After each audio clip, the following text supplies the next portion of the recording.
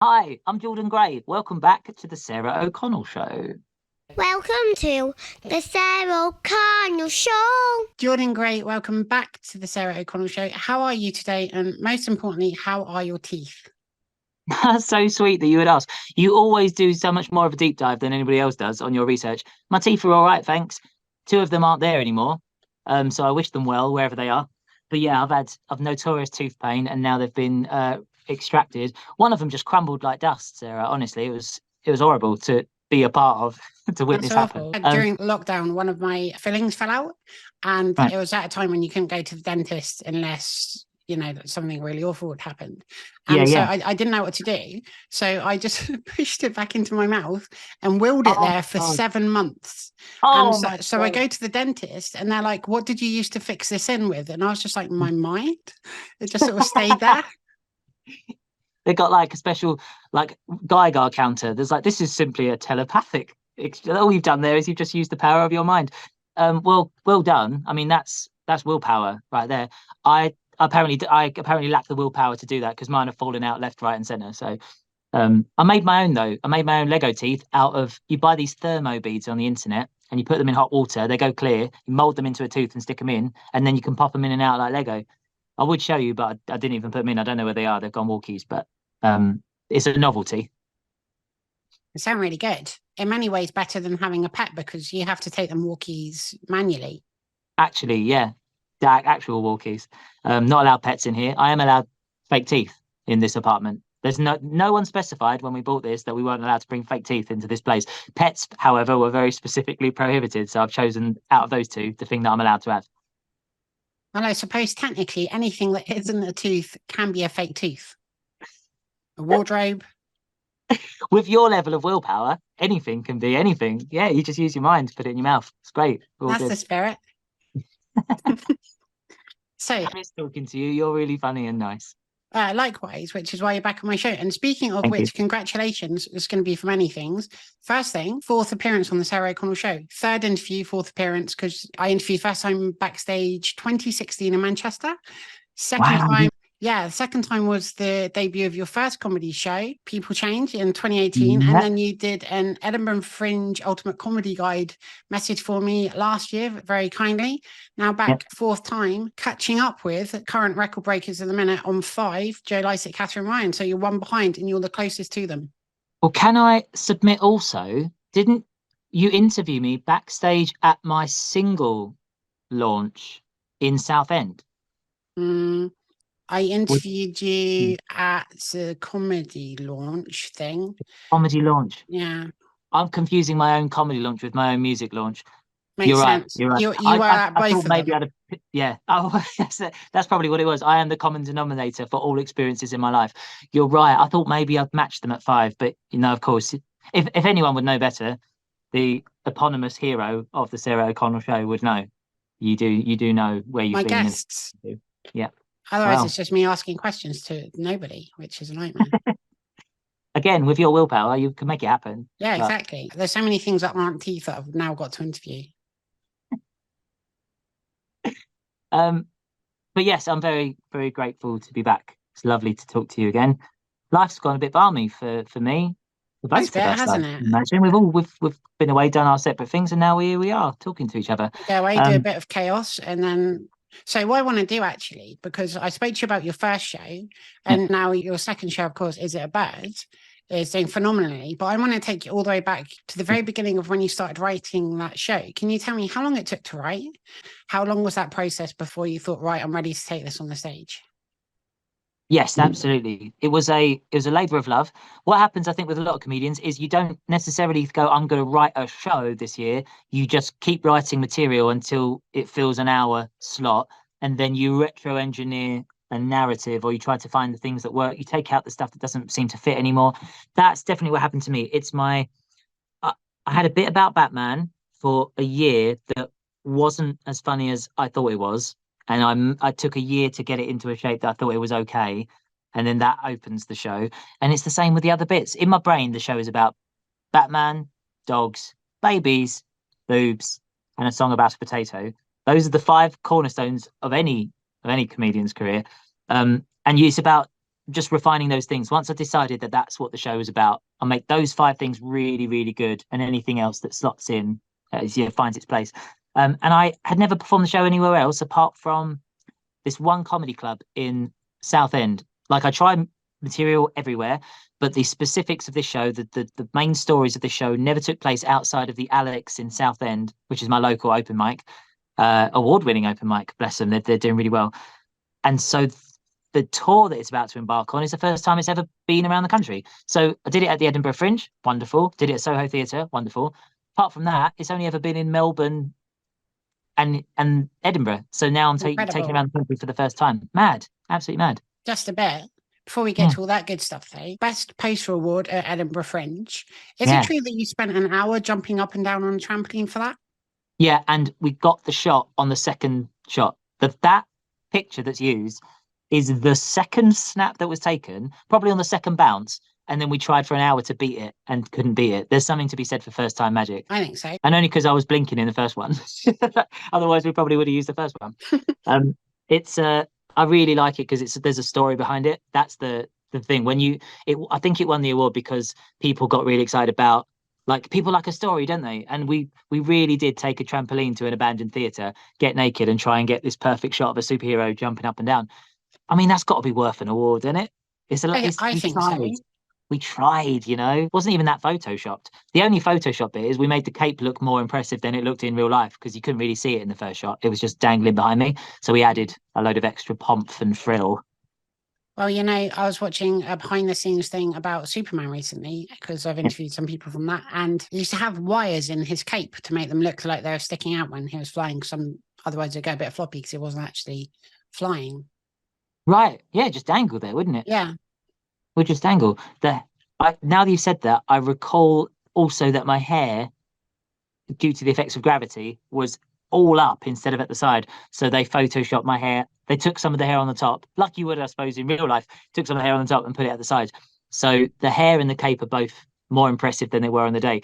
The position that I assumed in the air, that's just the shot. That is just what actually happened. The microphone that covers the important bit, well, say important, not to give it more importance than it actually has, the microphone that covers my nunny area, that obviously wasn't there. That would be incredible timing. We did throw a microphone up in the air and then green screen it and then took that and put it over the aforementioned private area. So it's a composite, but it's a composite that was true to life. So really, that poster is a special effects extravaganza like Avatar. It is Avatar 4. And that's because I know Avatar 3 is coming out. We released Avatar 4 in the form of that poster earlier than intended, because of a dispute I just wanted to shake things up. Me and Cameron, we had an argument over the Titanic, and I just thought, I'm gonna take you down a peg and bring out Avatar 4 and take all the awards for it. Oh dear. Titanic arguments never go down well. That is a good one. that came out of nowhere, much like the iceberg. What took down the Titanic? Very true. And I'm very impressed with that. Thank you for that. That's gone in there. That pun's never leaving my head now. You will now need to release the poster in 3D like Avatar did, which I think it'd work even better, to be honest. Yeah, a motion picture is definitely on the cards. I'm on a silly diet at the moment, because I've got in my head that I want to play an obscure X-Man in the Marvel films in the next 5 years.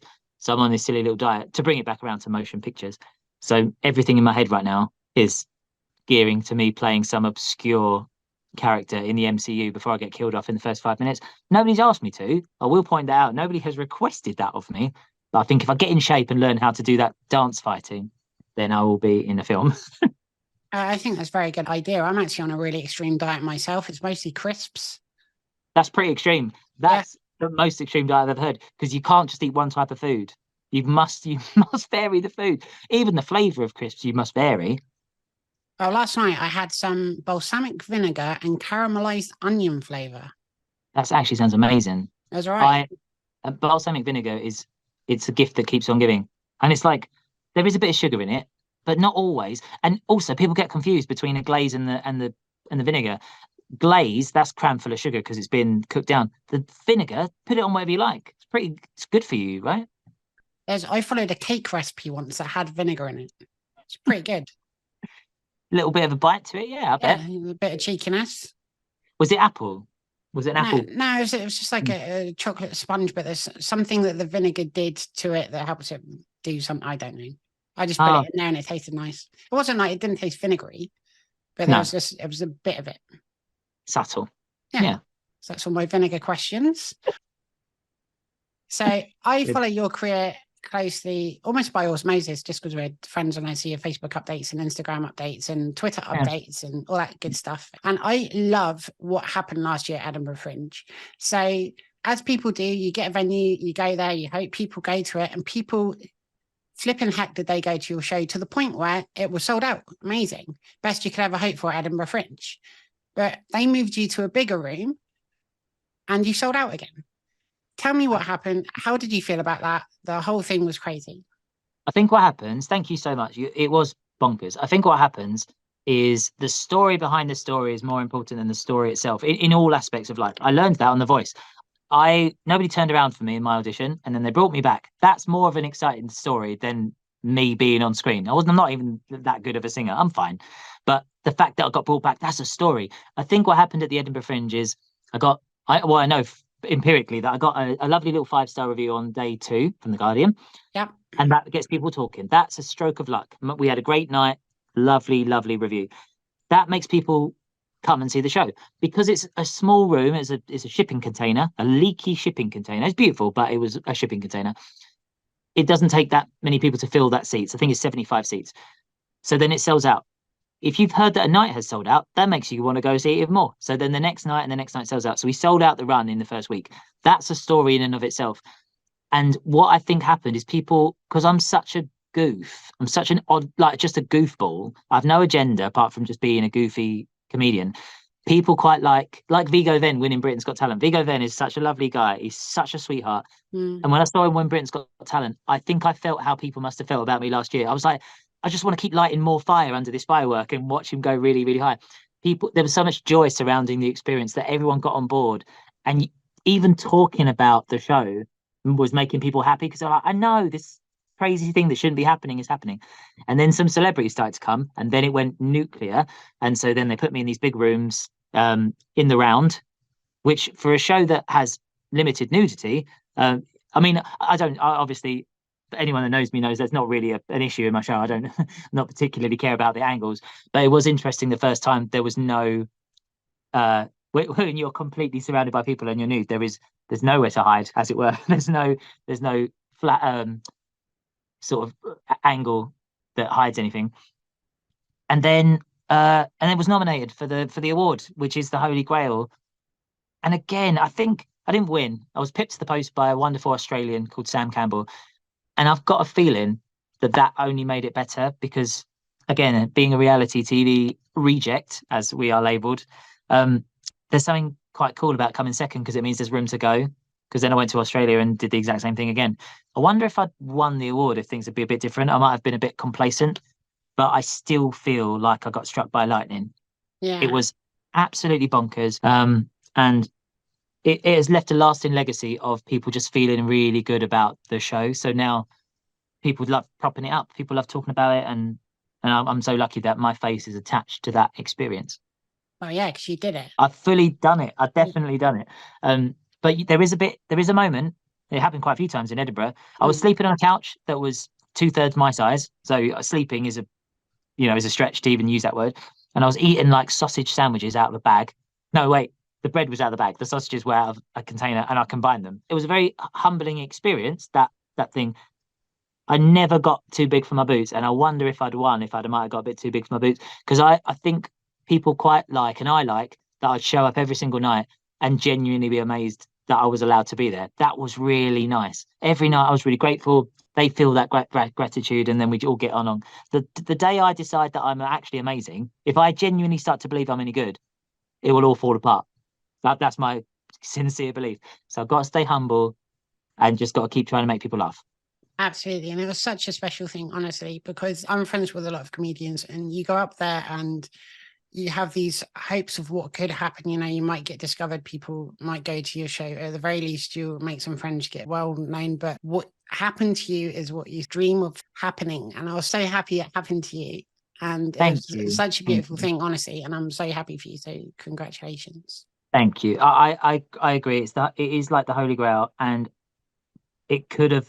I mean, it could have happened to anyone. I've got a great show. I've got a really good show. It's not Mm. the best show you've ever seen in your life. It definitely doesn't deserve the treatment it's been given. I don't think any show does. The treatment has been absolutely wonderful.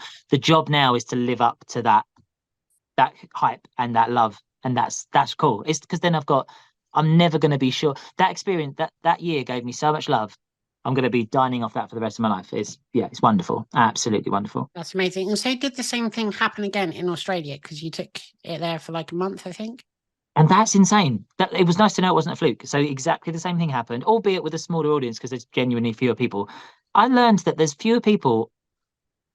more people in London on the average basis than there is in every Australian city combined on the average day. Something like that. It's insane. I might have just pulled that statistic out of my ass, but the point is there's fewer people in Australia than there is in Edinburgh. But the same thing happened. So it suddenly sold out, got moved to a bigger room, sold out. Some the I was going to say the Australian equivalent of celebrities. Some Australian celebrities came, and then we did lots of TV, and I got nominated. And again, I was beaten by an Australian, which doesn't sting as much when you're in Australia. I've got to say that's fine. That's absolutely fine. A wonderful show. Gillian Cosgriff, I believe, is her name. I hope I'm pronouncing that right because I've only heard wonderful things about that show. But yeah, around the world, done it again. Came back, made some lovely friends. I never really get to hang out with Rosie Jones enough. I see her a lot, but I never get to hang out enough. And in Australia, we were able to really hang out a lot. That was lovely. Yeah. I know that Nish Kumar gives her quite a hard time every time they're Nish near each other. Kumar Nightmare. is, bless him, what a monster. Just Yeah. push her over. I've seen him push her over in the street. Yeah. There's not even a camera there. He just kicks her. She is, I've got to say, love Nish, love Rosie.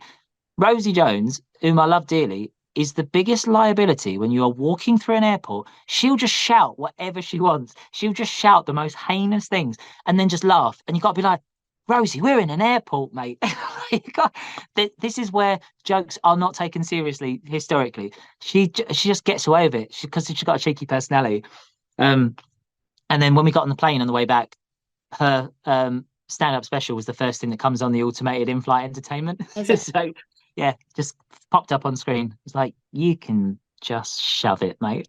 Did great. Love Rosie. That's amazing. Love Rosie. That's superb. So of course your show is about superheroes. Can you tell me if you had a superhero power, what would it be? Or do you already think that you have it? That's a great question. I can't see out of my left eye at all. And I think, I'm not being ironic, I think that my right eye is like better for it, like Daredevil or the $1 million. Is it $1 million? $6 million woman, $6 million man, and then a $6 million. But did they make the $6 million woman, or was she more expensive? I think there was the Bionic Woman was like more expensive than the $6 million man. So one of my eyes works really well. I don't know if I could fight crime with it, but I could see a crime really far away and call the local police for that district. I get shamed all the time. I ask my partner this all the time because I like talking about superpowers. Yeah. I'll always say like, I want to control ice, or I'd like dominion over insects, and she'll be like, I just wish I had the power to like heal people, and it just makes me go, I'm thinking about it wrong. I'm not thinking about a superpower to save people. I just want to use it. Yeah, but think how quickly you can defrost people's freezers. Yeah, see, this is what I wish I told her that at the time instead of getting angry and kicking the door down. No, I'm joking. I think that what would your superpower be? The thing about hosting a show, as I'm sure you know, I'm not teaching a grand to suck eggs. Is that an expression? You ask all the questions, but sometimes it'd be nice to answer some of those questions. And then usually your guest just like glazes over the question. What would your superpower be? Let's dig in a little bit. See, I thought about this. Really? I feel like teleportation would be useful because traveling is just a pain. Say I was like, I want to go to a tropical island. You don't accidentally teleport to where someone's fridge is or accidentally find yourself inside a wall or something. So I feel like that could actually be a massive problem. So not that. Definitely right. Yeah. You've already said it actually, but I would probably go for some kind of healing, curing, having the information to cure every ailment that people have would be really good, I think. Yeah, see, that's it. It's like helping people is the point. It's just not that cinematically exciting. Like, I don't care if a superhero come and did that. I'd be like, well done.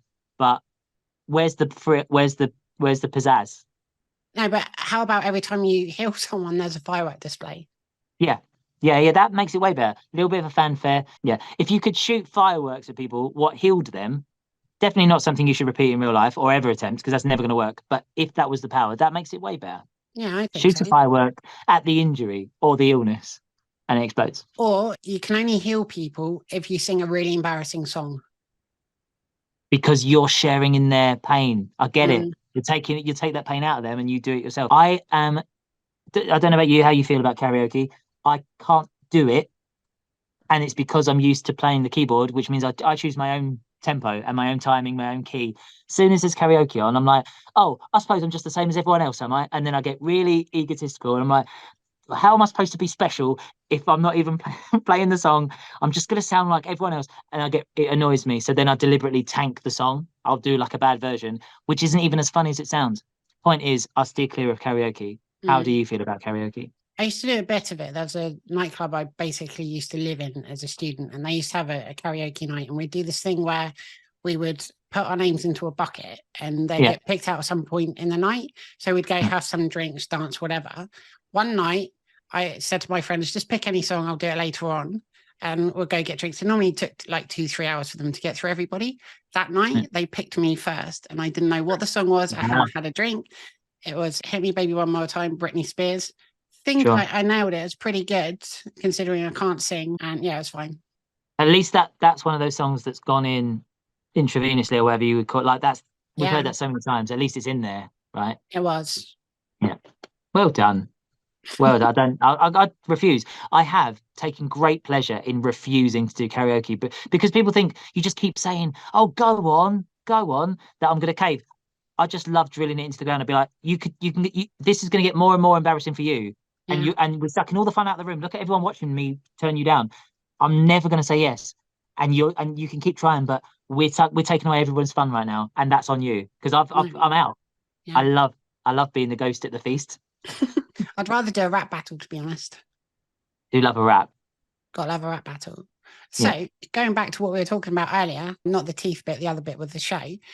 So you are back at Edinburgh Fringe, 2 nights only, 23rd and 24th of August, if you can believe it. 7:55 p.m. Assembly Rooms. Is it the same show? What can we expect? I'm very lucky that because I've had a lovely year, that means that I get to come back this year and do it in a big room, which essentially makes it's like doing a month in a small room. I'm doing 2 nights in a big old, I think it's like 600 seats, the music hall. It's the same show, but with a year of me taking around the world attached. So there'll be extra little stories, little embellishments. I'll probably talk about Friday Night Live more than I did in the original show on account of the fact that Friday Night Live had not happened yet when I did the original show. So the fallout from that, I might touch on that. I've read that comedian Beck Hill is doing shoulder and neck and head massages while she's up there because she's just been qualified. And I think she doesn't know about this yet. I think I might ask her to come and do a head, neck, and it's like 10 minutes. Do a massage on stage while I'm doing one of my 10-minute long songs, so there's something else going on. Yeah. Because I get bored so fast. And if I have to do I love the show. I do love the show. But if there's something extra happening, if I could juggle and play piano at the same time, I'd have learned how to do it by now. Yeah. But you can't do that. It's rather impossible. But getting a massage sounds like a lot easier than learning to juggle. And it's something else for people to look at while I'm sat down. So you're on the heightened excitement of singing while someone whacks you repeatedly in the throat. Yeah. A little bit of that throat singing that you get. Like, yodeling or something. Yeah, yodeling. So if not Beck Hill massaging me, which now I'm saying out loud does not have the cinematic flair of shooting a firework at someone, maybe I'll do something else. But either way, yes, it'll be an augmented version of the original show. Now, speaking of which, you're about to embark on a massive UK tour as well. I've got my tickets, very excited. I'm sat in the 6th row, so just outside the splash zone. There is a splash zone, in fact. That's going to be a good one. I'm very much looking forward to it. I've been really hoping to see the show for ages, and I'm excited to see it. And I'm seeing a show, I think, a week later. Wheatus, all over the place. Yeah. If there's any comparison between me and Wheatus, and you do have to pronounce the H in Wheatus. Is Wheatus...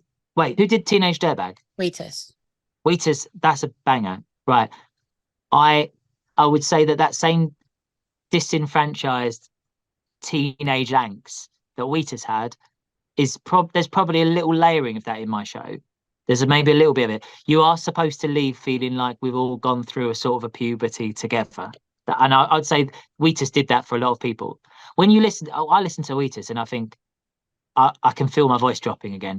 Do you know what I mean? It's like Wheatus is the teenage band, isn't it? No matter how old you are, you're a teenager when you're listening to Wheatus. It's very And I true. think my show does that. Amazing. Here's a fun fact. So I went to New York. Wait. Sorry. The way that you announce a fun fact, you have a certain way of delivery. It does not imply that the fact is going to be fun. This is how you say it. It's a fun fact. Like, yeah. So this is there's just no an introduction expectation to for the fun to be fact. fun. No. Right. Okay. I mean, that wasn't the fun fact. That was the introduction to the fun fact. Saying that was not fun at all. I almost hated saying it. Just wanted to get straight into the hyper intense. I know. If I let that fun fact take over me, I'd probably just implode, I think. That's how fun it is. That's a fun fact. But it is related to what we were saying. So I went to New York for my birthday, which is 2 days before Christmas. Boxing Day, I went out for pizza with Wheatus in Times Square. Wow. Oh my God, why did I not know about this? That's amazing. I know, fun fact. So were they performing or did you just bump into them? No, Wheatus Brendan B. Brown has been on my show. Said I was coming to New York. He lives in New York. So we just met up on Boxing Day. Slice of pie with a teenage dirtbag. That sounds amazing. It's quite good. That's rock and roll. Were they nice? Lovely. Yeah. Big fan. Was the pizza nice? It's really good, actually. So he lives in New York, but asked me to find the place we go to. I found a renovated church that had been converted into this pizza parlor thing. And it's really good. Really nice, interesting building near Times Square. But we managed to get a table and really nice food. Love it. Jesus, Mary, and Joseph. That would be my opening pun gambit for a church-themed pizza place. I mean, it's the one to beat, but I'm not going to even attempt to better that. That's very good. Not bad. It's not bad for something that's never going to exist, and therefore it does not have to be any good. But that's cool because I've never had pizza with Wheatus. That's never happened to me. So have you had pizza with wheat in it? Yeah, yeah, I've had quite a lot of pizza with wheat in fact, I've said the adverse is true. I've never had pizza that didn't have wheat in it. There you go. Yeah, so I've had pizza with wheat. You're about 80% I've had half of your experience. Yeah. Yeah. You're right. Yeah, and I had it in York. Oh, very nice. Yeah, so similar. Almost identical in every way. Yeah, it was. Well, that's nice. Happy birthday belatedly for your lovely. Thank you very much. I think yours is in January. It is. I've also got a birthday. What comes round occasionally. You have? That's in January. We should have a joint one on like New Year's Eve or something. Yeah. I'll bring some pizza. You can bring your famous friends. Okay. And then I'll bring you. Oh, well, that's redundant because I'm going to be there. So you've got the easy part of that deal because I'm showing up and I'm bringing pizza. You're showing up and your contribution is that I'm going to be there. Which I'm grateful for. Also, because otherwise it's just wheat. But if there's two of us, it's us. Wheat us. Oh my God. You're right. Always thinking 12 moves ahead. Mm-hmm. You are the Moriarty of planning of planning holiday-based meetings. Well done. I should say so. So in 2022, you mentioned it earlier, Friday Night Live, which is the day before Saturday Night Live, returned to Channel 4, hosted by Ben Elton. What the flipping heck happened that night? Tell me about it. There was loads of comedy icons there. You went there, you performed live. Everyone had a lovely time, had no complaints. Lovely. It was absolutely wonderful. Friday Night Live, of course, a revamp of the original Friday Night Live show out of the 80s and such. And it was really nice, and I got to meet loads of those people. Harry Enfield's really nice. Ben Elton's really nice. Joe Brand's really nice. They're all really nice. And I did a song from my show, Is It a Bird? And then at the end of that song, I got nude very fast, like really fast, like in an instant. It was really lovely. I was wearing this bright pink suit, and then I ripped it off, and I was nude, and it was really joyful and very, very silly. And then the people said they liked it, and then the fallout from that was that some people did not like it, and about 1,600 people said they didn't like it, and they complained to Ofcom. The reason I don't mean to jump ahead, but the reason I bring that up is because you saw it, presumably. I don't know why I would presume that, but you probably saw it. I was wearing a suit. What I ripped off of my body, I that's not you. No one could do that, myself included. You can't just rip a suit off your body. And yet, people online were saying things like, "How on earth could Channel 4 let this happen?" Like, like I just done it on the spot. Like there wasn't hours and hours of rehearsal and a magician tailored suit that with a man called John holding a fishing wire to pull it from behind the stage. They had to drill a hole in the back of the stage to get this fishing wire through for John to hold it. I'm not making that name up. His name was John. And it's really choreographed, really specifically. What person in the world thinks that I had the strength to rip a tailored suit off my body and cast it behind me at the speed of light? Like I just done it on a whim. And it made me realize that, like, when you're a kid, you think grown-ups know things, and then you become a grown-up and you realize we still don't know anything. There's other grown-ups in the world that genuinely thought I just did that and that Channel 4 had no idea it was going to happen. I'd quite like to live in a world where that was the case, to have that level of blissful ignorance where you think that maybe people just go on TV and get nude. Either way, I loved it. And it was a really weird bit where I finished and there was supposed to be a blackout when I hit the top C of the keyboard with my appendage. There was not a blackout. I suspect that was done intentionally, like accidentally in inverted commas. I think they left the lights on for a reason because it was better for viewing. Turned out to be a great idea because then I thought it was really funny. So I jumped on the chair and I was wiggling about it silly.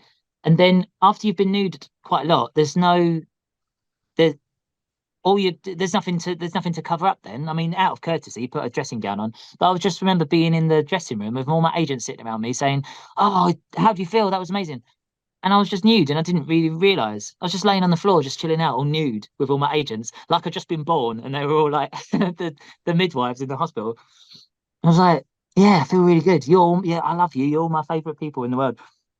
It's like a weird life. It's an odd life I've got. You know, for the 1,500 and whatever it was, people that complained, loads and loads did, and obviously loads of people love you, still selling out shows, which is amazing. Certainly not a bad thing. I mean, it's a shame that people misinterpreted it, and not a shame for me. It makes no difference to me. It's a shame for them that I get it. If you think I'm being serious, but the song I sang was a song called. It hasn't really got a name. None of my songs got names, but it's like a song about being better than everybody else, which is of course a parody because I don't think I'm better than anybody else. If I did, that'd be a horrible song to go and sing. That's like just if you think that transgender people are here to oppress you and take away your freedom, and then one of them goes on TV and goes to the tune of C major, ha ha, I'm better than you. That'd be horrible. That'd be a terrible thing. Of course, it's a song coming from someone who doesn't think that they doesn't particularly feel better than anyone and all has their own insecurities. So it's really funny to get up and sing a song where you think it's going to be about sadness and it's about being better than everyone on the planet. People misinterpreted it as being a song about being better than them. Yeah. I think sometimes it's just people's full-time hobby complaining about stuff. Probably a bit of that. Probably a little bit of that. Yeah. Well, I wish them well. Yeah, why That's not? an overstatement. But I hope that they're all right. You wish them. Yeah, I do. So a couple of months later, you also starred on Joe Lycett's Got Your Back, and that show and the one I just mentioned, BAFTAs. What happened? You know what? It's really lovely. They both got nominated for BAFTAs, and the result of that nomination was that they both won BAFTAs. That's a good thing. That's a nice thing. To the point, to the stage that now, so I'm hosting the TV Awards up in Edinburgh this year, which is a proper honour, and they've made me a bra. What is 2 BAFTA masks? And I'm going to go on and say Friday Night Live, Joe Lycett's Christmas special. You're chummy with Lycett, ain't you? You and Lycett? Yeah, just about. Yeah, he's been on my show 5 times now. Big fan of the Lycett. He's a lovely human being. Love him. And I knew that from watching your show, but then to have that proved in real life, in 3D, as it were, that's lovely. He's really, really nice. And it was such an honour being on that episode because it was such an emotional thing for him. He'd done a big stunt where he blended up a load of money. Is that the right word? Yeah. Shredded loads of money. In protest of David Beckham going to Qatar for the World Cup. Is that right? And then so this was the reveal that it was all a prank. And that's really emotional. And then there's just me tagging along with a stupid little Christmas song that we sang together. It was a lovely thing to be a part of. So I would say that, I mean, the creators of Friday Night Live were very sweet and vocal about the fact that my contribution helped to bump us up to a BAFTA. I dare say my involvement in Joe Lycett's Christmas special probably didn't have anything to do with the BAFTA, but it's lovely to have to have been there and sing with him. We actually sung a little song together. That's really sweet. And I wore the most Christmassy outfit you can ever wear. You did. I've got so much hair. I've got a half Marge Simpson going on. So we just filled my hair with loads of Christmas stuff. There was a little robin in there. There was like candy canes and little Christmas decorations. And I think that's gonna be a running theme. I'm gonna keep doing that. Every national holiday, I'm gonna fill my hair with, like I just did Melbourne. And I was on ABC out there and I pretended to run for Prime Minister. So we filled my hair with little koala bears and little what else was there? Like little Australian money and some gum tree leaves. I'm gonna keep doing that. It's not good for your hair. It's bad for your hair, but it's good for business. I do it by accident. I just find bits of whatever my dinner was. Right. And then you think, I shall celebrate whatever holiday these symbols represent. Yeah. Yeah. Or, National Day of Soup. yeah. I imagine it'd be called, like, not to like one up your idea there. I suspect it'd be called National Soup Day, just because it rolls off the tongue better than the National Day of Soup. And into your hair. It rolls off the tongue and into your hair, yeah. Yeah, nightmare. So Absolutely. I told you a fun fact about me earlier on. Yeah. Can you tell me a fun fact about you? Something we may not know, a hobby, a party trick, something like that. Oh, okay. All right. Did you ever own a PlayStation? All 5 of them. Oh, wow. Okay. Did you ever play Crash Team Racing, the Crash Bandicoot racing game? Yeah, of course. So there's a level on Crash Bandicoot racing game, and I can't remember what it's called. It's like a dirt road sort of thing. Oh, Dingo's Dirt. No, I'm not even going to guess because it just sounded really abhorrent. So there's one level on that I am so good at. I'm very average at the others. I will say that. Don't bring me into the others. I'm so good at it that when I looked up my time, it was faster than the world record national time. Oh, wow. And I've never told anyone. Like, I told some friends, but I've never like publicly said it. But on my computer, I'll take a picture of it and send it so you can see it's faster than the world record. So unless I'm doing something wrong and I haven't realized that it's like a minute out or something and I can't see it, I think I might hold the world record for the fastest time at Crash Bandicoot one specific level on medium setting. And that is a fun fact. See, it doesn't sound as fun as I thought it did. It does to me. But you already knew it. That's true. I wasn't feeling any of the joy when I said it. I was impressed. Information. You were impressed. That's all that matters. Is that you found it fun. That's how facts become fun. You say them, just facts. You just say facts. Yeah. And if someone enjoyed it, it's a fun fact. Learning is fun. This show is basically, I just put bits of information in there and people learn stuff. Yeah. In the tradition. That's all we've been hoping for out of life, really. Yeah. So you very kindly invited me to a preview once of your show Transaction, and it was in the cinema and a lot of good fun and lots of good things came from that. You mentioned recently you wrote yourself as a blonde in an upcoming TV project. Can you tell me anything about that at all? I'd like to try and tell you something that I'm allowed to tell you, so that'd be fun. It's okay. So Transaction's been picked up by a terrestrial television channel, and it's got Nick Frost and Simon Pegg working together, and that is going to be really great. This is tentatively for another terrestrial TV channel where I would play. How can I say? I don't want to spoil it, but I'm not allowed to. Okay, I'm playing someone with the exact opposite political views as I've got in real life. So left wing then. Right, I'm playing a liberal woke cuck. Now I'm playing someone that's very right wing. And that's got nothing to do with the blonde hair. But when I was looking up inspiration for the character, all of the characters that I've saw that would inspire that character, all were blonde. Not because of their political affiliation, but because it's sort of a political thing. So like Leslie Knope and Moira from Schitt's Creek and stuff. I was looking at. I know Moira notoriously has all sorts of different hair, but they all had blonde hair. So I thought, and then I was at a party for a television company, and that point was not. Sorry, I don't know why I said that. That was so obnoxious. That's got nothing to do with the story. But it was a television party, and there was a bag of novelty wigs, and I put a blonde one on, and someone said I looked like Princess Diana, and I left that alone. I didn't make a joke about that. But then I liked it, and then I thought I'm going to wear that wig for this TV show where I play a right wing person. Speaking of right wings, you've recently launched a podcast called Transplaining, which isn't about learning to fly an aircraft. What is it about? Transplaining is a podcast where a special guest brings on one very big question and one very small question. In their mind, there's no rules. and then I attempt to give them an answer to their questions, knowing nothing about the subject. I am helped in that endeavor by a comedy guest. So it's always, so for example, we'll have on the lovely Nish Kumar, and he'll ask us something about volcanoes, I think. And then the lovely Sophie Duker is sat next to me, and between us, we try and figure out an answer to Nish Kumar's question. And it's lovely. You know, it's like podcasts are nice. Just a chance to get people together that you would not normally talk to, or you would talk to, but not for that long. Like, I don't know about you. Your schedule is insane. You work so hard. You probably don't have conversations that are longer than this conversation you're having now that often, right? Because you're just moving around so much. Most of my social life happens on my show. That's it.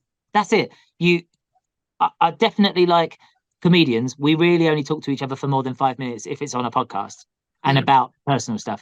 If a comedian calls you, you best believe that is about, will you come on my show? Are you gigging tonight? Can I get a lift? Or it's comedian Emmanuel Sanubi, who, if you don't know now, you will know. And it's him calling you to tell you that he's made a sausage sandwich. Because that man, I love him so much. He bewilders me. Comedian Emmanuel Sanubi, look him up. He's really funny. He's doing really well. He's probably going to be huge by next year. He's huge now. He's like 7 foot tall. He will just call and tell you that he's making a bacon sandwich. And he's the only comedian I know that calls for social reasons. Other than that, we're all shark-eyed narcissists. It's true, though. Most of the conversations I get people reaching out are podcast related. Yeah, that's it. Because it's like, that's what we do, isn't it? That's what we do. And then we get on the podcast and then we talk about personal stuff. Yeah, which I think is good. It's a good way of catching up. And obviously, people that I love come back on my show lots of times as well. Yeah, that's it. We're very grateful to be there. On behalf of everyone that's been on your show, because I'm allowed to do that. And we're very grateful to be on your show. Well, you know, we've been to the cinema together. So that's about as social as it gets for me. That film, we're allowed, I was going to say, oh no, it's embargoed. That was like 2 years ago. Yeah. That film's definitely come out. It's out now.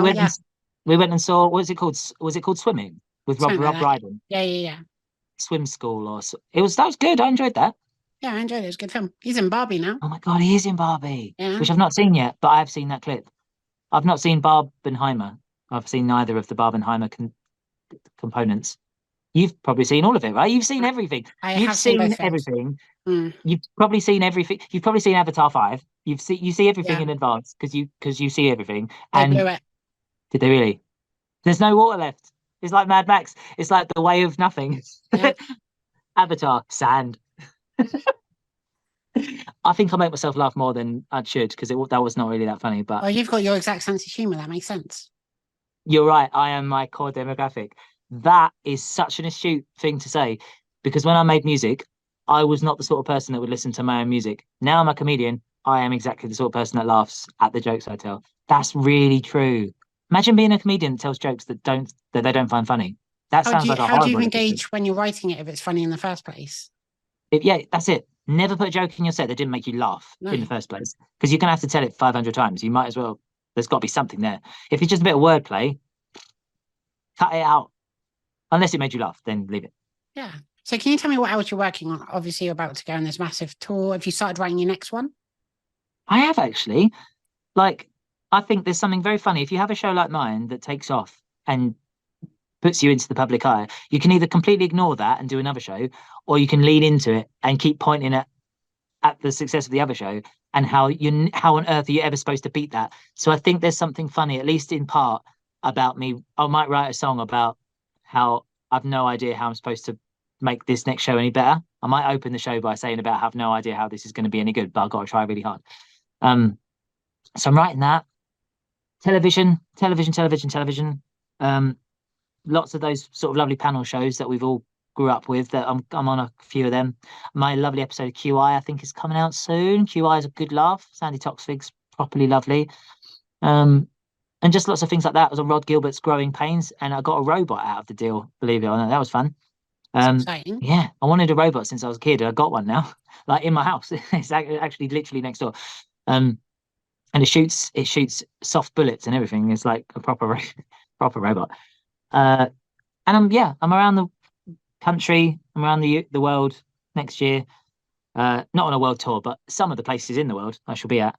But it's a lot of scripted stuff. You're going to see a lot of shows with me in them coming out in various guises, pretending to be different people of various political leanings with different hair colours.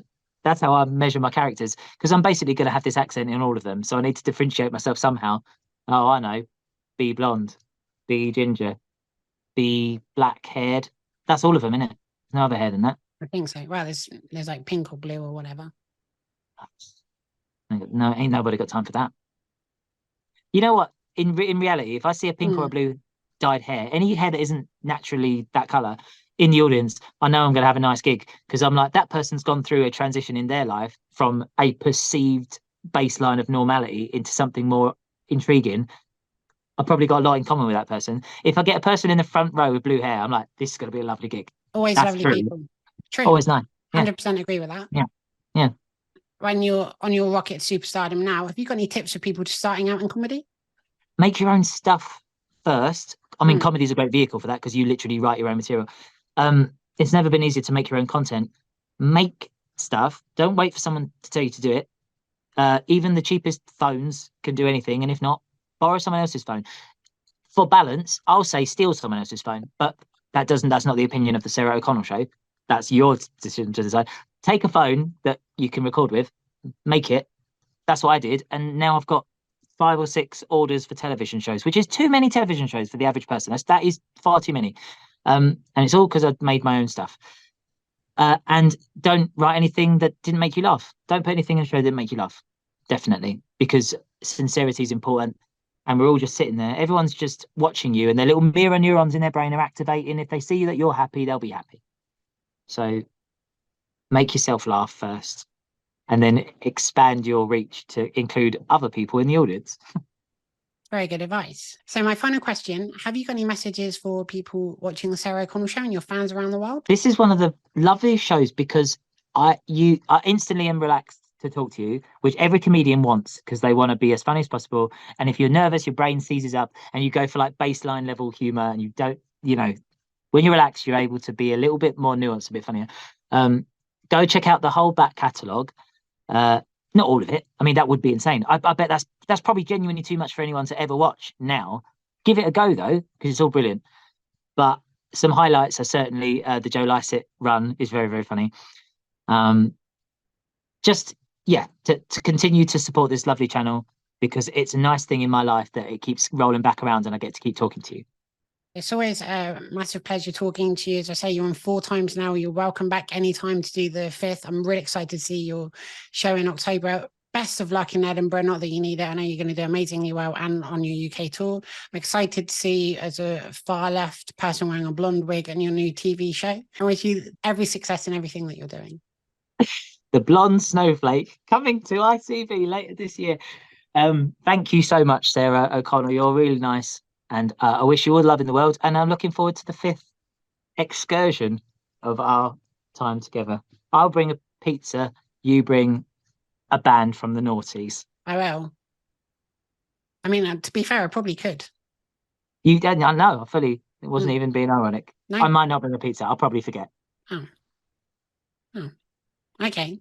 Probably don't need pizza. And also, if we're in a different location, then it wouldn't really help me anyway. True. That's a really good point. Thank you. So, Jordan Gray, thank you so much for your time today. Thank you very much for having me. Love you. Love you. Love you too. And thank you to everybody watching at home. Be sure to share, subscribe, give this video a big thumbs up, and leave lots of lovely comments.